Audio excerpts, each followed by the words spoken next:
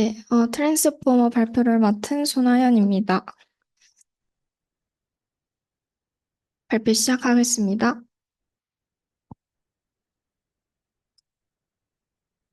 네, 먼저 기존의 시퀀스 모델부터 다시 한번 살펴볼 텐데요. 기존에는 주로 RNN을 기반으로 해서 다양한 한계들이 있었고, 이제 이를 하나씩 발전하고, 어, 보완해가는 형식으로 발전을 했습니다. 그중에서도 이제 시퀀스 투 시퀀스까지를 먼저 보자면,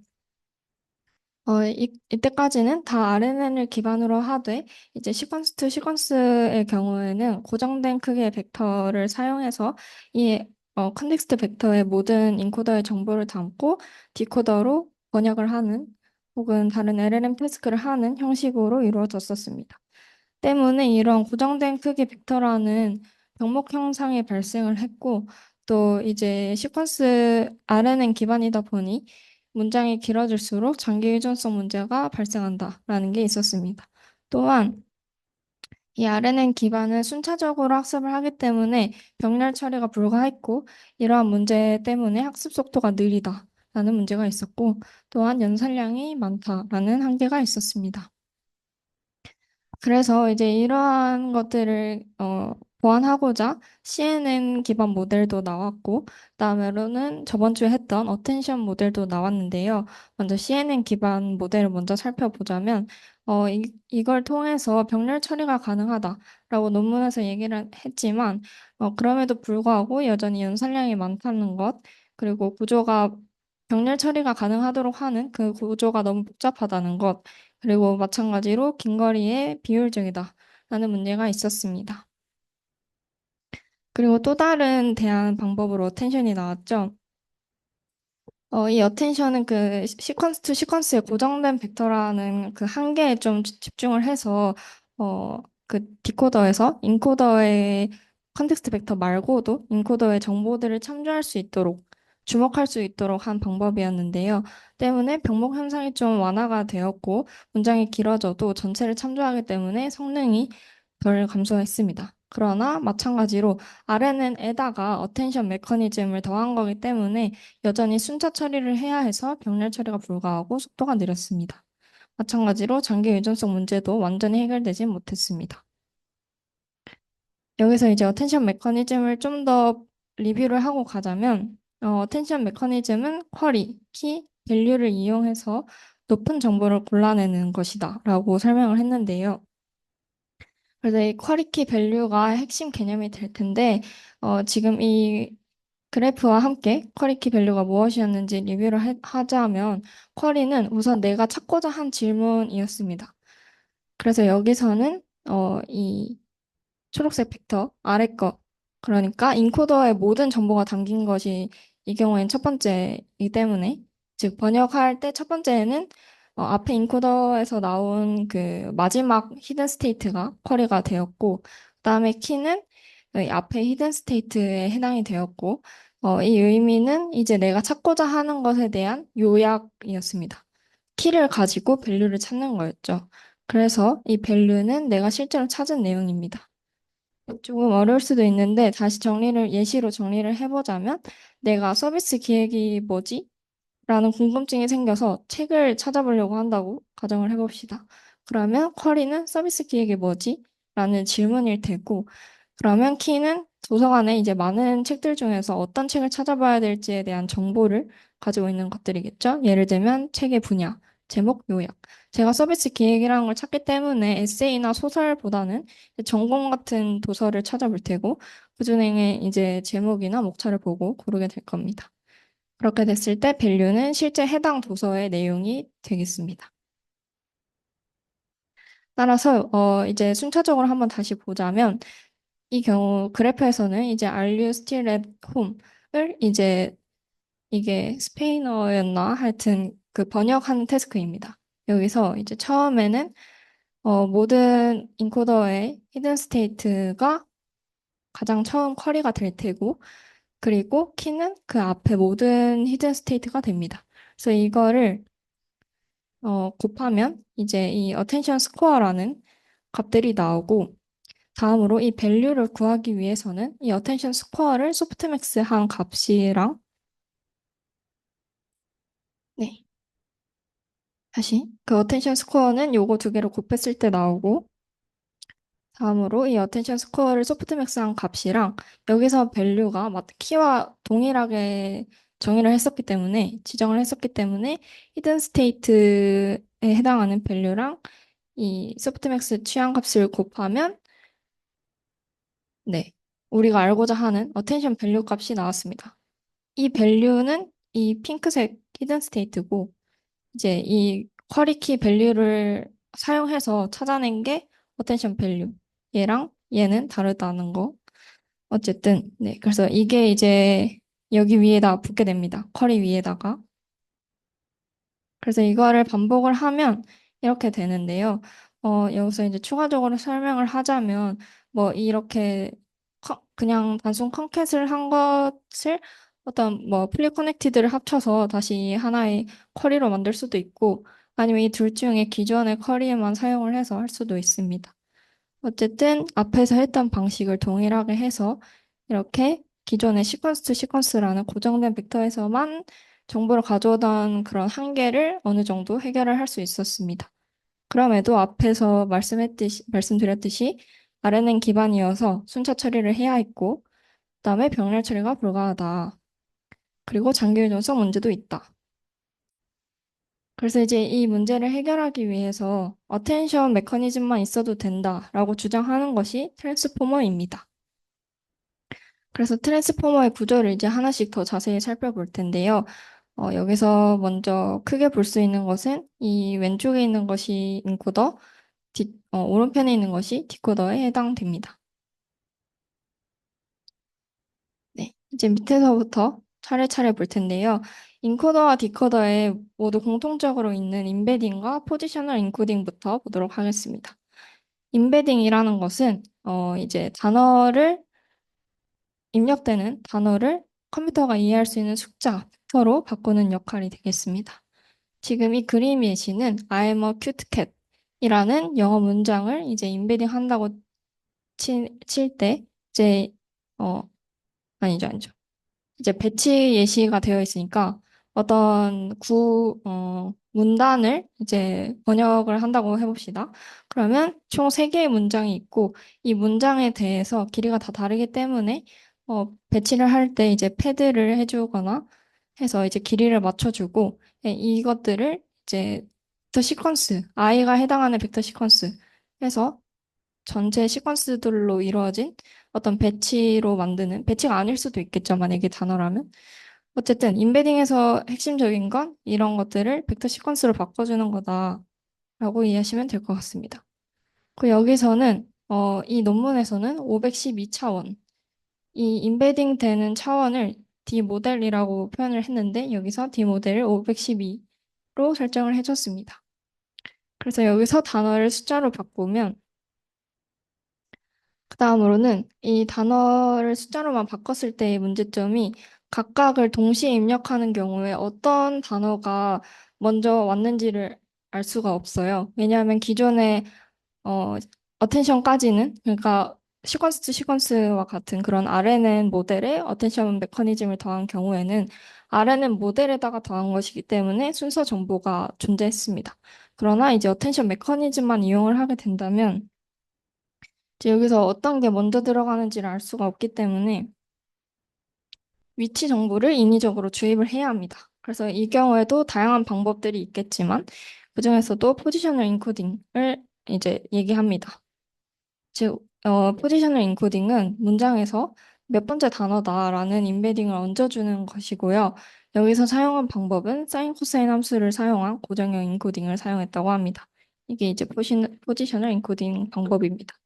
근데 이제 여기서 사인, 코사인 함수를 사용한 이유가 뭐냐라고 하면, 어, 이제 다양한 길이의, 어, 그 입력값들이 들어왔을 때 그런 거 상관없이, 글자 수 상관없이 할 수 있고, 또 범위가 너무 예를 들어서 이런 사인, 코사인이 아닌 그냥 선형 함수라고 치면 첫 번째 들어온 값과 두 번째, 전체 시퀀스가 만인 경우에 첫 번째 들어온 값과 만 번째 들어온 값의 차이가 엄청나게 크겠죠. 그래서 만 번째 순서와 첫 번째는 크게 이제 구분이 되겠지만 첫 번째, 두 번째가 비교적 상대적으로 구분이 잘 되지 않을 겁니다. 그래서 이제 그런 엄청난 차이가 나는 것 대신에 주기가 있는 사인, 코사인 함수를 사용을 했습니다. 그래서 주기가 있기 때문에 글자 수 상관도 하지 않고 인코딩할 수 있는 것이고요. 네. 그리고 좀 더 이제 구체적으로 논문에서 언급한 수식을 살펴보자면 짝수인 경우에 사인, 그 다음에 홀수인 경우에 코사인을 사용을 했습니다. 이제 이렇게 한 경우도 어떤 단어가 들어가든지 모두 다른 순서를 입력을 받아야 하기 때문에 이제 그런 걸 좀 더 효율적으로 하기 위해서 사인과 코사인, 짝수 홀수로 나눠놨습니다. 그리고 이 식을 좀 더 자세히 보자면 이거는 이제 이렇게 보는 게 좀 더 편리하실 것 같아서 가져왔고요. 이렇게 했을 때 만을 그 차원 저희가 아까 512라고 했죠. 그다음에 그거 분의 2i. 근데 여기서 이제 i는 만약에 이런 I am student라는 인베딩 된 것에 포지션을 인코딩을 한다고 했을 때 여기에 해당 그 인베딩 된 것에 대한 위치를 나타냅니다. 네. 그래서 뭐 i인 경우에는 이게 첫 번째이기 때문에 여기서는 이제 i가 컴퓨터는 0부터 숫자를 세죠. 그래서 i에 0을 넣고 그 다음에 D 모델에 이제 이거 전체의 길이 여기서는 512로 표현하지 않고 4로 표현을 했으니까 그림에서 4를 넣어줍니다. 그렇게 해서 값을 때리면 그리고 포지션은 해당 단어의 위치인데 I am student 중에 첫 번째에 있기 때문에 이제 0번째죠, 0번째. 네. 0번째 있기 때문에 이렇게 해서 0이 나오게 됩니다. 네. 컴퓨터는 0부터. 그래서 이거를 이제 각각의 계산을 했을 때 첫 번째, 0번째, 첫 번째, 두 번째, 세 번째를 하면 값이 0101이 나옵니다. 그래서 이러한 수식을 통해서 숫자의 그 위치를 부여하게 됩니다. 그래서 앞에서 이제 인베딩을 통한 벡터랑 이렇게 순차를 지, 어, 집어넣은 그 포지셔널 인코딩 벡터를 합해서 이제 인코더에 들어가게 됩니다. 얘랑 얘랑 더해서 들어가게 되겠죠? 이렇게 여기로. 그리고 여기로 들어가게 되면은 이제 앞으로 인코더랑 디코더랑 각각 들어가게 될 테고 이 앞에서 그 인코더의 인베딩 포지셔널 그리고 디코더의 인베딩과 그 포지셔널은 모두 다 각기 다른 파라미터를 사용한다고 합니다. 다음으로 이제 본격적으로 인코더, 디코더를 살펴볼 텐데요. 가장 먼저 피드포워드 층부터 보도록 하겠습니다. 이 피드포워드는 인코더, 디코더 레이어의 맨 위층에 하나씩 존재를 하고요. 그 다음에 어텐션 다음에 온다는 공통점이 있습니다. 이 피드포워드의 역할이 무엇이냐라고 하면 각 단어가 자기 자신을 더 깊게 표현할 수 있도록 돕는 블록입니다. 왜냐하면 어텐션이 이제 그 컨텍스트 벡터 하나 말고 전체, 인코더 전체를 학습하도록 하는 그런 개념에서 온 것이기 때문에 어텐션이 좀 더 맥락적인 정보를 학습하기 위한 블록이다. 라고 하면 피드포워드는 이제 각자, 각 단어, 본인 자체를 좀 더 표현하도록 하는 것입니다. 말이 좀 어려울 수도 있을 것 같아서 이 경우에는 Are you still at home? 이 전체를 좀 위주로 학습하는 것이 어텐션 블록이고 R이 이제 R에 대한 정보를 어, 좀 더 학습하도록 하는 것이 그 피드포워드 층입니다.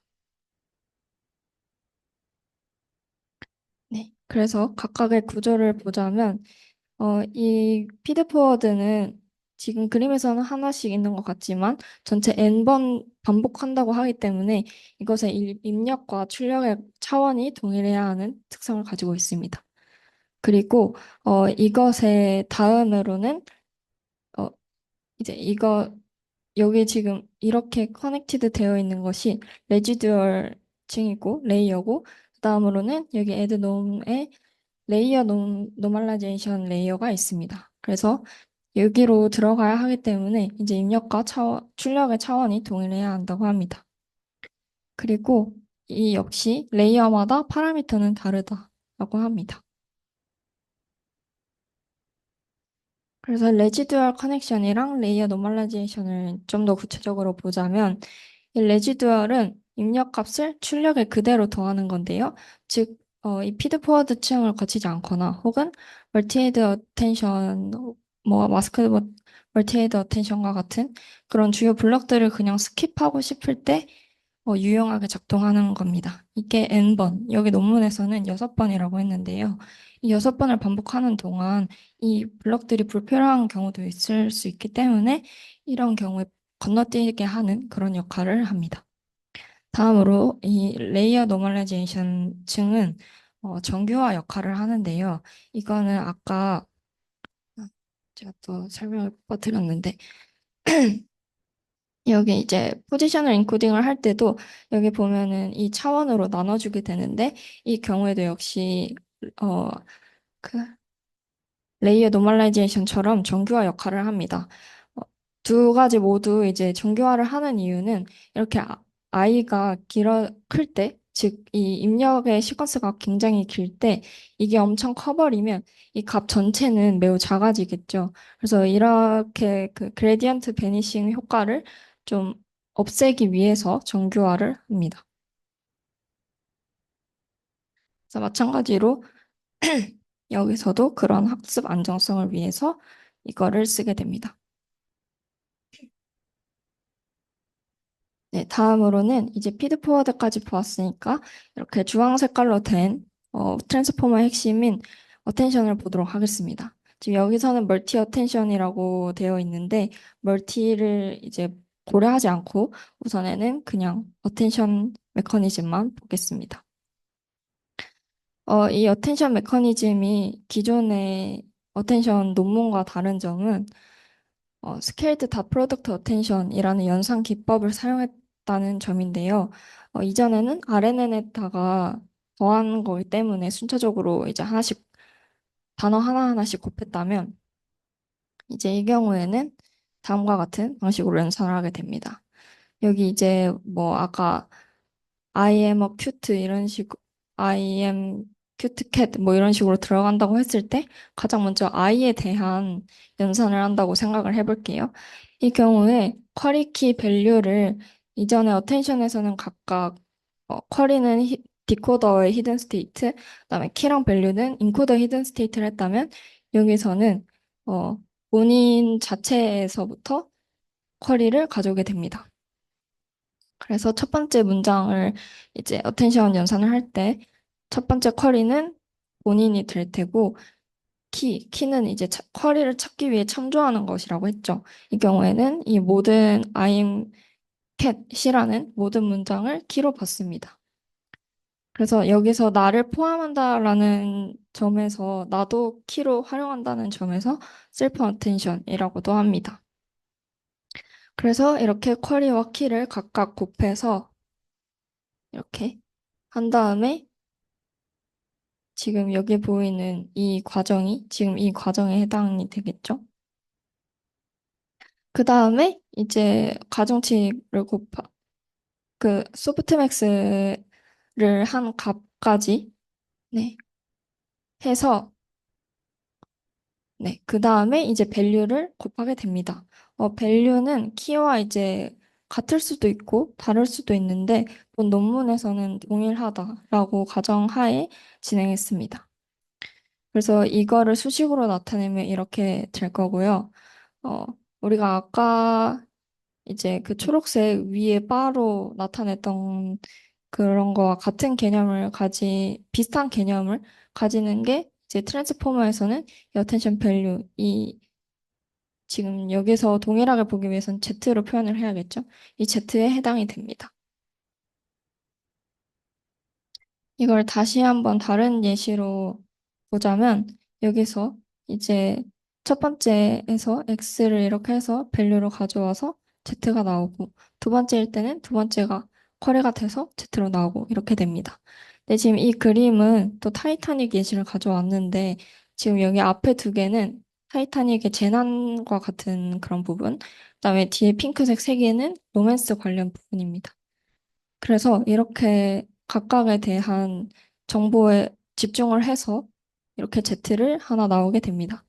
지금 이 예시는 여기 쿼리가 네 번째 있으니까 네 번째 관련된 거죠. 그래서 네 번째인 핑크가 좀 더 많지만 이제 회색깔도 조금 정보를 얻게 된 지사가 나오게 됩니다. 네. 근데 이제 우리가 앞에서 봤던 거는 어텐션이 아니라 멀티헤드 어텐션이었잖아요. 그래서 이거를 총 논문에서는 8번 반복하게 됩니다. 여기 그림에서는 다섯, 5번만 이제 반복을 했는데 이걸 이렇게 반복을 함으로써 이 앞에서는 이제 좀 더 이 해당 부분, 앞부분에 대한 내용이 좀 더 많은 것, 그다음에 뒤로 갈수록은 핑크색 관련된 정보가 더 많은 것으로 연산을 할 수가 있습니다. 네, 그래서 이 전체를 8번 하는 거죠. 제가 순간 헷갈렸네요. 이거 하나가 어텐션이고 이렇게 이거 하나가 요거 하나에 해당을 하는 거고 그다음에 이거를 지금 여기 2번 했는데 이 과정을 총 8번 한 게 트랜스포머라고 합니다. 네, 이해되시죠? 제가 설명을 헷갈리게 해가지고. 네.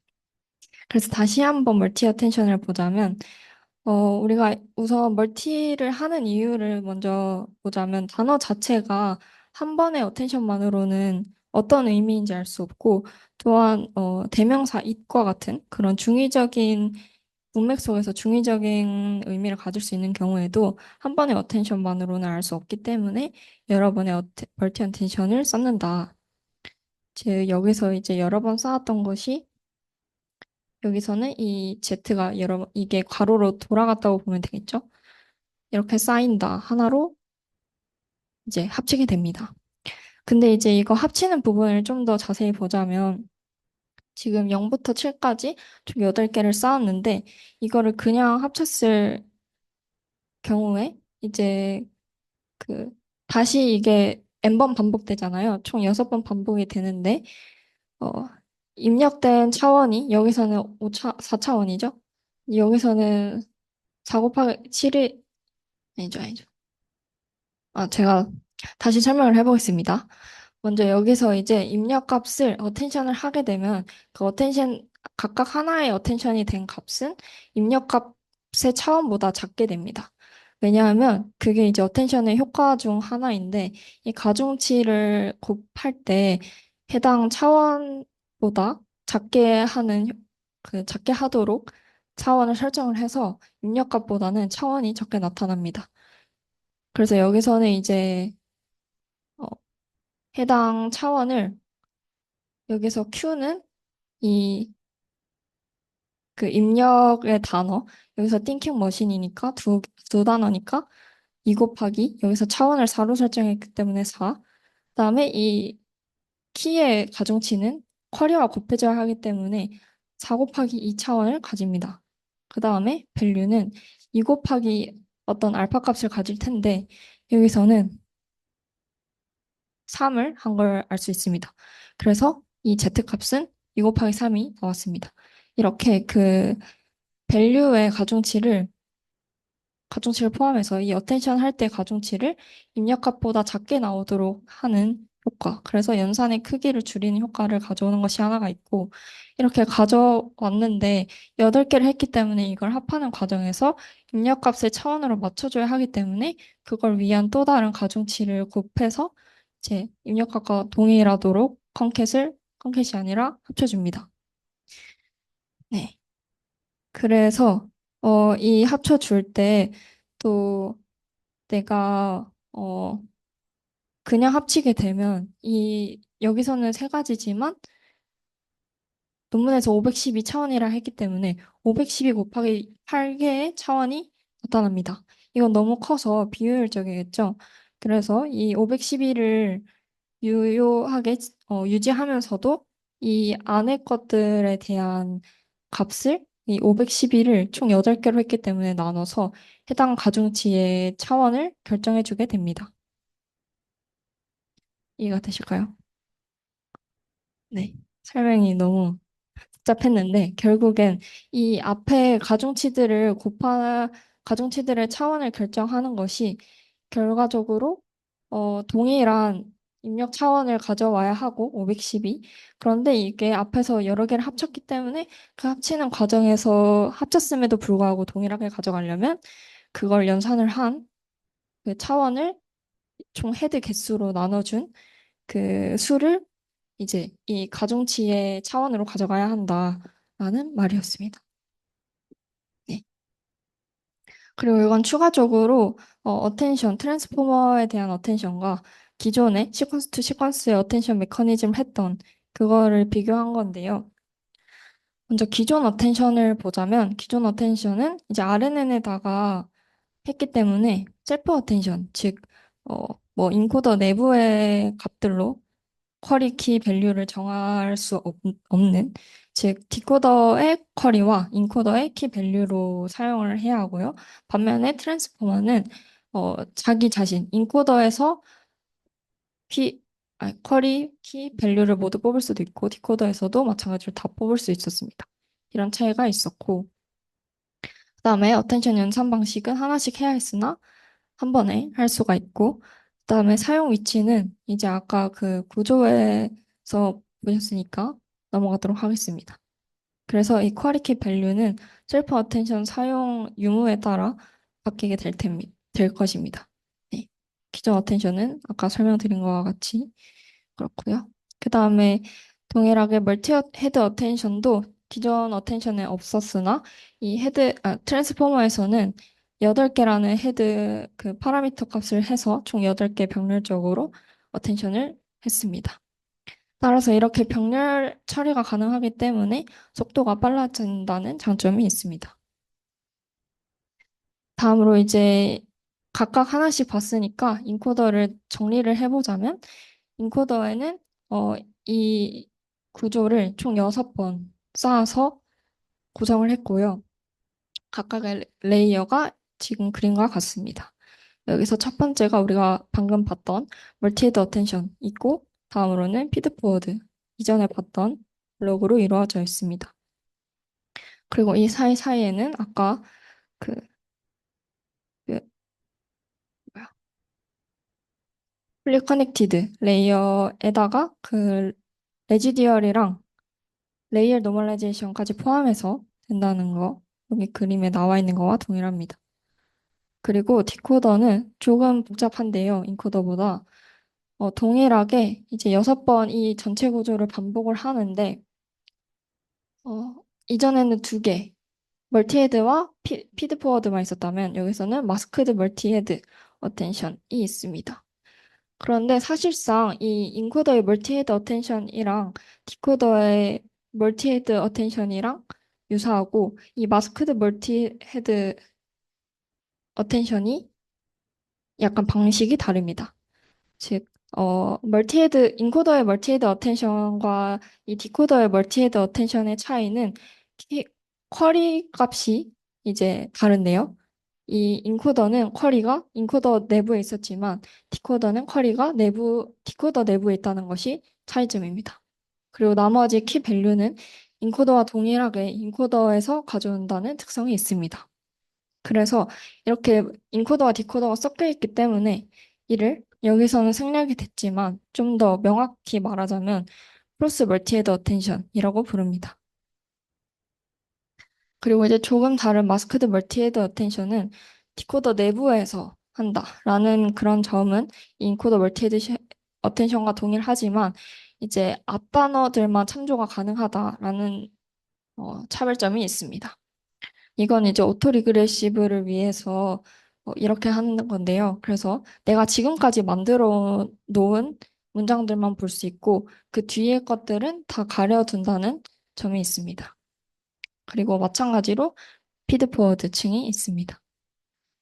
그래서 이거 전체에 대한 각각의 역할을 좀 어, 예시로 보자면 예를 들어서 이 불어와 영어로 번역하는 태스크에서 인코더 전체의 역할은 이 불어에 번역해야 하는 불어 문장 전체에 대한 분석을 하는 역할을 하고, 디코더에서는 이 마스크드 멀티헤드 어텐션에서는 번역해야 하는, 번역이 될 그 영어 문장 본인의 구조를 학습을 하게 됩니다.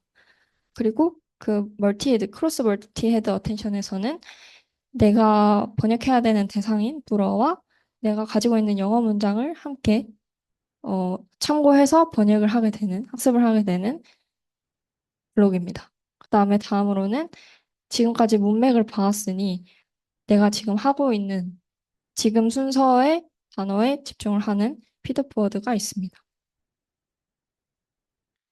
네. 그래서 다시 강조를 한번 정리를 하자면 마스크드 멀티 어텐션은 디코더 내부에서 셀프 어텐션을 하는 거고 때문에 쿼리키 밸류가 모두 디코더에 있다. 다음으로 크로스 멀티헤드 어텐션에서는 인코더 출력에 대해 수행을 하는 건데 그 인코더 출력에 대해 한다는 의미는 키와 밸류가 인코더에서 나온다는 뜻이고 쿼리는 이제 동일하게 디코더에서 나온다라고 아시면 되겠습니다. 다음으로는 이렇게 만들어진 트랜스포머로 실험한 내용입니다. 실험에는 이런 데이터셋을 했고 다음과 같은 세팅을 했습니다. 먼저 결과인데요. 여기서 보면 지금까지 소타가 26.36이고 여기선 41.29인데 트랜스포머의 베이직 모델만 했을 때 여기선 소타를 능가했고 거의 소타에는 미치지 못하지만 높은 점수를 보인 걸 볼 수 있습니다. 또 블루스코어 말고도 계산량이나 시간에 대해서 지금 다 10에 20승, 21승인데 18승이라는 엄청 효과적인 학습 성과를 보여줍니다. 그리고 더 크게 했을 때는 더 좋은 소타를 달성을 했고, 네, 소타를 달성했습니다. 다음으로는 이제 모델의 여러 부분을 변형함에 따라 이 성과를 나타낸 건데요. 가장 먼저 논문에서 계속 얘기했던 베이직 모델입니다. 베이직 모델의 경우에는 25.8이 나왔고, 어, 그 다음에 헤드수를 바꿨을 때도 여러 가지를 해봤지만 8개를 했을 때가 가장 높다는 것을 볼 수 있습니다. 다음으로 B는 헤드수에 관계없이 이 DK, 즉 키에 대한 차원을 바꿨을 때 어떻게 변화하는지 나타낸 건데 이 경우에는 64보다 적은 걸 해봤기 때문에 파라미터 수가 감소함에 따라 이렇게 그 성과가 낮아진 걸 확인할 수 있습니다. 다음으로는 모델 크기 변경한 건데요. 어, 이제 입력 시퀀스를 다르게 하거나 혹은 뭐 플리 커넥티드 차원을 다르게 했을 때 이제 그 차원을 키웠기 때문에 성능이 더 높아진 것을 볼 수 있습니다. 다음으로 D는 드롭아웃에 관련된 이제 하이퍼 파라미터를 추가했을 때인데요. 이때는 드롭아웃의 효과 중에 오버피팅이 방지된다는 게 있기 때문에 따라서 성능이 증가했습니다. 그리고 마지막으로는 포지셔널 인코딩을 저희가 적용을 했지만 여기서 포지셔널 인베딩을 적용을 했는데 그 경우에는 유사하게 나온 걸 확인할 수 있습니다. 네. 그리고 유사하게 다양한 LLM 태스크에서 진행한 결과인데요. 이제 이 경우에는 트랜스포머가 소타에는 못 미치지만 높은 결과를 나온 걸 볼 수 있고, 이제 밑의 경우에는 소타를 달성한 모습을 볼 수 있습니다. 마지막으로 정리를 하자면 트랜스포머에서 가장 중요한 부분은 어텐션, 셀프 어텐션이고 이 어텐션은 위치에 따라서 세 가지 구조를 가졌습니다. 가장 먼저 인코더, 디코더 어텐션, 즉 크로스 멀티 어텐션이죠. 이 경우 그 다음에 두 번째로는 인코더 내부에 있던 인코더 셀프 어텐션. 다음으로는 디코더에 있고 마스크 되었던 디코더 셀프 어텐션이 있습니다.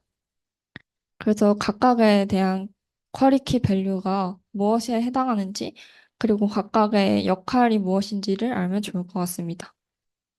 그리고 결국 이 셀프 어텐션을 써야 하는 이유가 뭐냐라고 했을 때 연산의 복잡도, 그다음에 어, 네, 연산의 길이, 그리고 음, 이게 뭐였죠? 네. 하여튼 이 세 가지 요소에서 가장 효율적인 걸 보였는데요. 기존의 RNN보다. 그 이유가 뭔가 하면 지금 여기서 계산 복잡도를 먼저 보았을 때 이 n에 대한 값이 다른 것들보다 n의 제곱이 있지만 d가 작은 것을 볼 수 있습니다. 그런데 이때 n은 시퀀스의 길이고 d는 그 d 모델에 해당하는 차원인데 주로 이제 d 모델이 512라는 값을 설정했기 때문에 n이 그보다 작은 경우가 많습니다. 따라서 이 n을 제곱하더라도 d가 훨씬 크기 때문에 셀프 어텐션이 다른 RNN의 그런 모델들보다 더 효율적이다 하는 것을 확인할 수 있습니다.